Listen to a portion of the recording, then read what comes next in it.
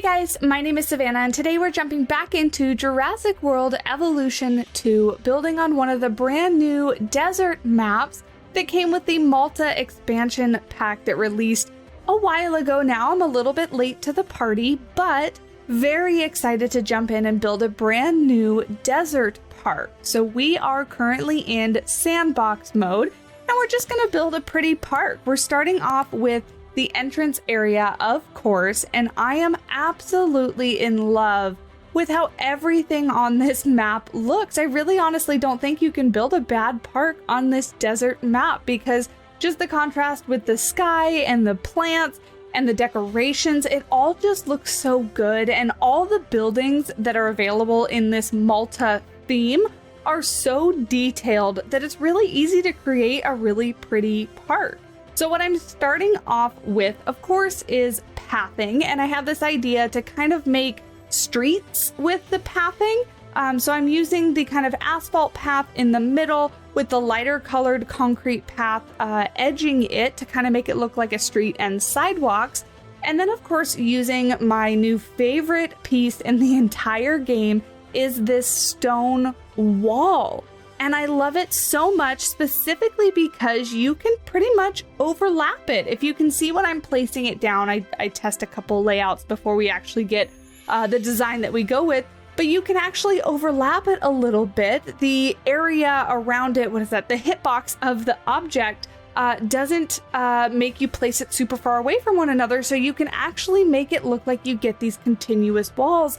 And I think it's amazing. I think more of the pieces should be that way. More of the pieces should allow you to get them close up to one another, overlap each other. If I could change one thing about Jurassic World Evolution 2, it would be just that. I would want to place pieces on top of one another, close to one another, inside of one another, you know, that kind of thing. Just gives you a little bit more creativity when it comes to placing the pieces.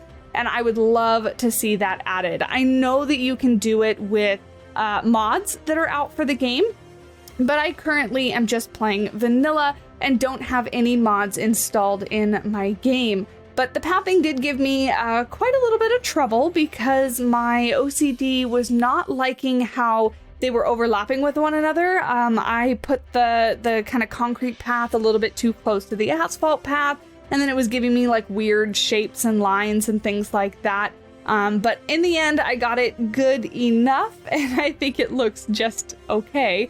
We're moving on. I'm working on the first habitat here. When you first come in, I decided to lay this park out, kind of thinking in terms of like a zoo park, where I wanted to have the first animal that you kind of come across be a smaller animal. So I decided on both the Oviraptor and the compies in this first little habitat, which we do end up making a little bit bigger, but I wanted it to be a very small, very intimate little habitat that, because those dinosaurs are so tiny anyway, that if you put them in big expansive habitats, you lose them and you don't get to see them at all. So I kind of wanted this to be like the flamingos of the park. Really, is when you first come in, those are the first animals you see. They're not overly amazing, but they're cute and they're kind of what you expect at the front of a park.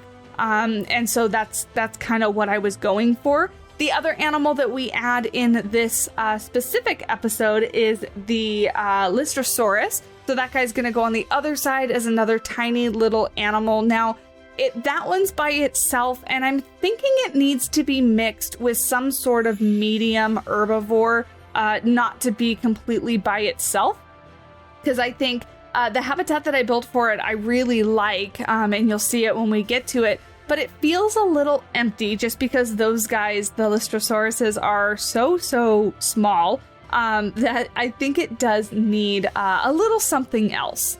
So you can let me know down in the comments below what animal you think would go really well with the Listrosaurus. Some sort of medium herbivore, again, is what I am thinking of. But with the habitats, I'm really trying my best to do like double fencing and doing lots of decoration.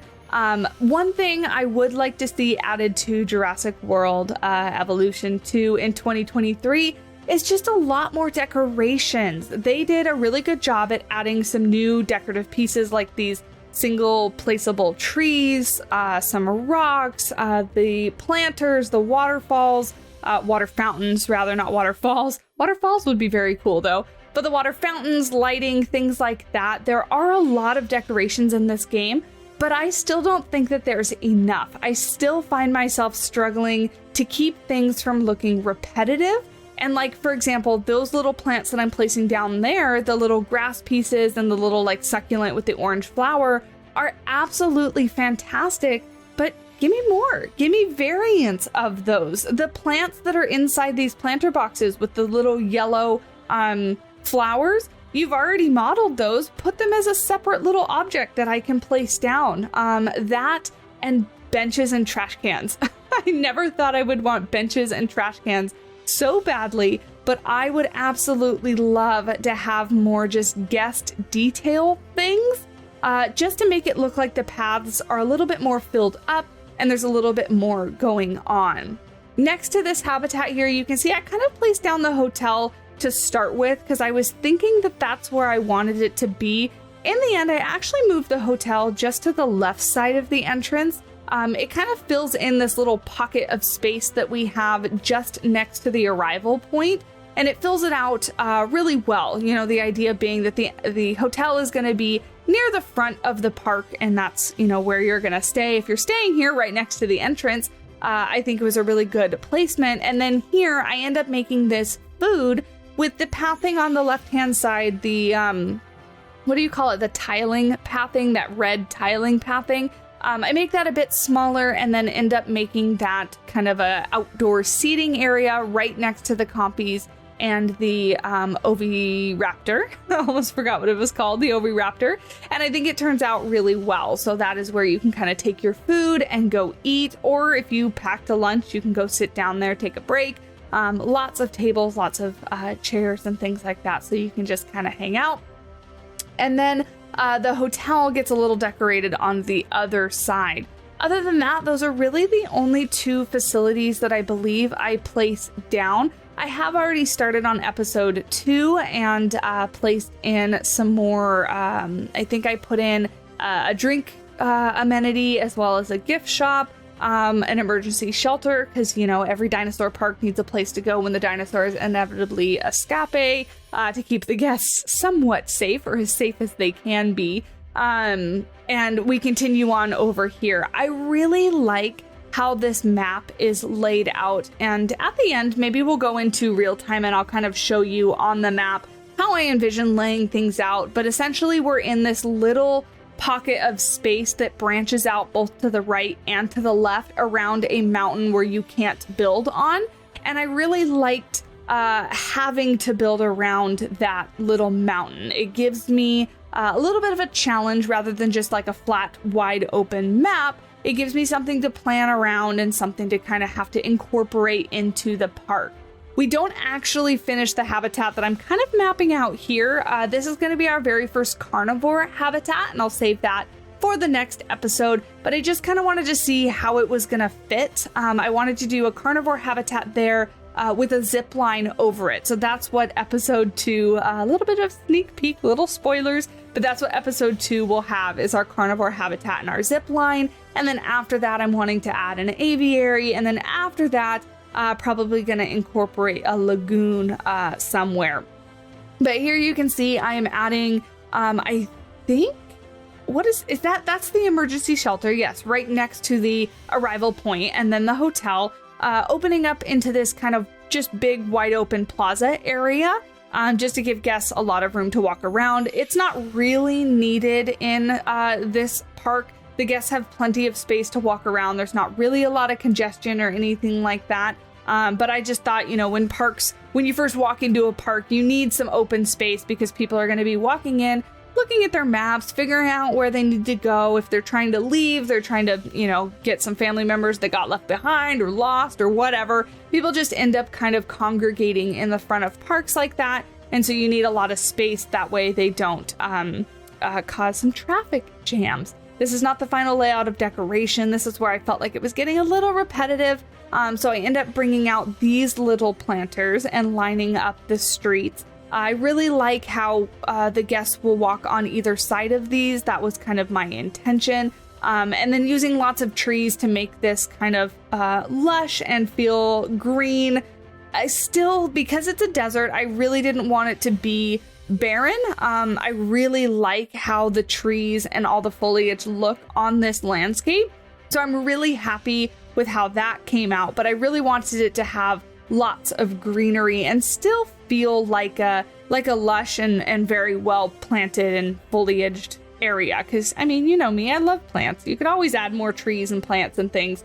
And I think it just offers a lot of shade. Of course, it would take a lot of, I'm imagining a lot of irrigation and water to keep all these plants alive in the desert. But you know, it's a dinosaur park, so I imagine they have lots of money to spend on that kind of thing, and that they would want to, because it would offer some shade and things like that for guests. But just adding a little bit more decoration here until eventually at some point we're going to move on to the Listrosaurus habitat.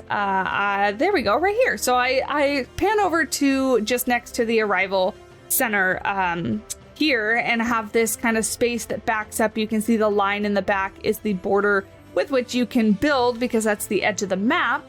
And I decided to make like a kind of sunken in habitat where the viewing center is a little bit above and you're looking down on the dinosaurs. Again, these walls and the decorative pieces for this kind of map setting are absolutely perfect. I think they're gorgeous. It just adds a whole nother level of detail. And I really would want to see more decorative fences like this, because I really enjoyed using them as like the double fencing you can see me do here. So the wall provides the fence that keeps the guest away from the actual fence that keeps the dinosaurs in, is basically what it is. And I think it just adds a huge level of detail. I also utilize some of like the null fencing here. So like the what do you call them? Like force field fences? They have a name, but they're the fences that are invisible that were added with the Biosyn expansion, just to make it so obviously the dinosaurs can't escape, but in areas where I didn't want there to be a fence. And originally I was not going to add a viewing area to this habitat, because the idea is that it was going to be just kind of a side habitat that you walk by and can view, but you know, that's not how the game works. The guests do have to have a viewing area in order to view the habitats, and it adds a little bit more detail and something else to look at. So I ended up adding that in, and then we're doing lots of rocks. There are lots of rocks everywhere in this park, especially next episode. We add a lot of rocks, but they look good. So, you know, you can't argue with that. Managed to squeeze a little bit of water in here because with my attempts to make everything as small as possible, things like water and the animals, their, you know, hitboxes and space that they need is a little bit bigger. So like, for example, when I put the compies and the oviraptors in their actual habitat, I had to airlift them one at a time because there was only one little space that was actually able to have them be put down. Then I had to expand the habitat, which is what we're doing here. I decided I really did want them to have some water in their habitat, despite the fact that we're in Sandbox, and so I did turn all that off. All the dinosaurs' needs and escapes and all that kind of stuff are off. But, you know, I wanted it to look like the animals could actually be kept in these habitats, and water is a very important aspect of keeping animals in captivity. They do definitely need water to drink. My original thought was to do like a little island area for these guys, given that the small dinosaurs like compies and oviraptors no longer cross bodies of water, so you can definitely use bodies of water in order to keep them in their habitats. But I was already kind of this far into this small habitat idea, and I was loving how it was turning out. So I ended up just kind of going with this. Clearly I should have done all this before putting the animals in because they're in the way. But you know, I did it the hard way because I don't plan ahead. I just build by the seat of my pants and go with whatever I feel like I want to. Because you can see here, it's not quite big enough. Still can't fit in water, so I'm going to have to make it a little bit bigger. I do also end up putting a little kind of backstage implied service area behind the hotel using the concrete barriers, concrete walls to kind of block it off. And then a couple of the decoration pieces. All the decoration pieces for this Malta map kind of look like smuggler stuff, because obviously, right, that fits the Malta theme in the Dominion movie. But none of it kind of looks like actual really backstagey stuff for a dinosaur park.